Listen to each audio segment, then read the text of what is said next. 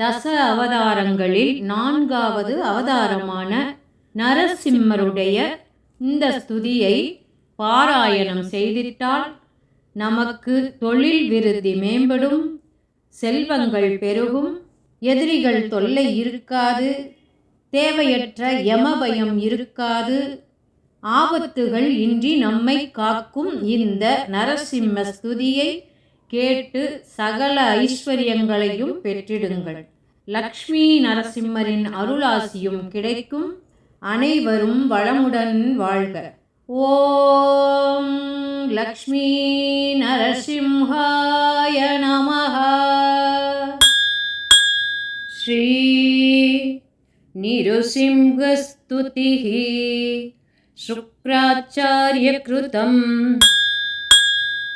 शुक्र उवाच नमामि देवं विश्वेशं वामनं विष्णुरूपिणं बलिदर्पहरं शान्तं शाश्वतं पुरुषोत्तमं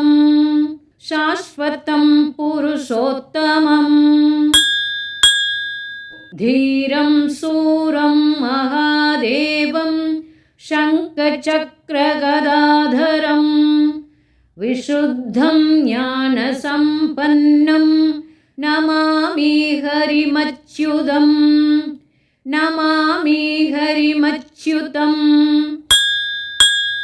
सर्वशक्तिमयं देवं सर्वगं सर्वभावनम् अनादिम् अजरं नित्यं नमामि गरुडध्वजम्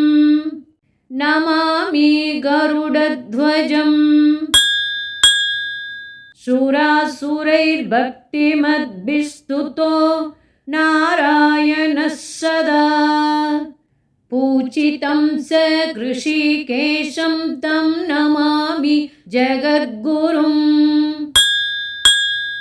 हृदि सङ्कल्प्य यद्रूपं ध्यायन्ति यतयः सदा ज्योतिरूपमनौपम्यं नरसिंहं नमाम्यहम्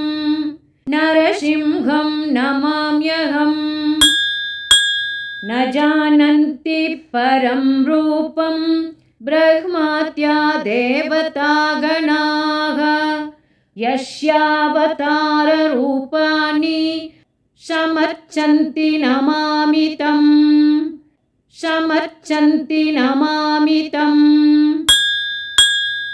एतत् समस्तं येनादौ सृष्टं दुष्टवदात् पुनः त्रातं यत्र जगल्लीनं तं नमामि जनार्दनम्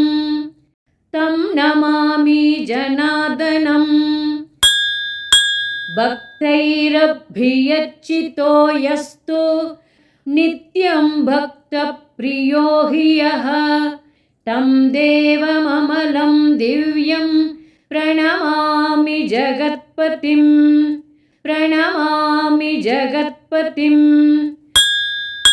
दुर्लभं चाभिभक्तानां यप्रयच्छति तोषितः तं सर्वसाक्षिणं विष्णुं प्रणमामि सनातनम्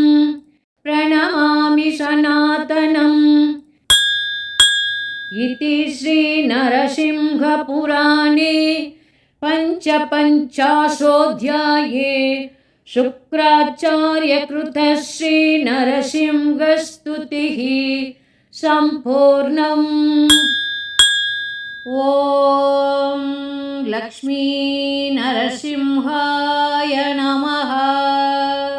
நரசிம்மருடைய இந்த ஸ்துதியை பாராயணம் செய்திட்டால் நமக்கு தொழில் விருத்தி மேம்படும், செல்வங்கள் பெருகும், எதிரிகள் தொல்லை இருக்காது, தேவையற்ற யமபயம் இருக்காது, ஆபத்துகள் இன்றி நம்மை காக்கும் இந்த நரசிம்ம ஸ்துதியை கேட்டு சகல ஐஸ்வர்யங்களையும் பெற்றிடுங்கள். அனைவரும் வளமுடன் வாழ்க. ஓம் லக்ஷ்மி நரசிம்ஹாய நமஹ.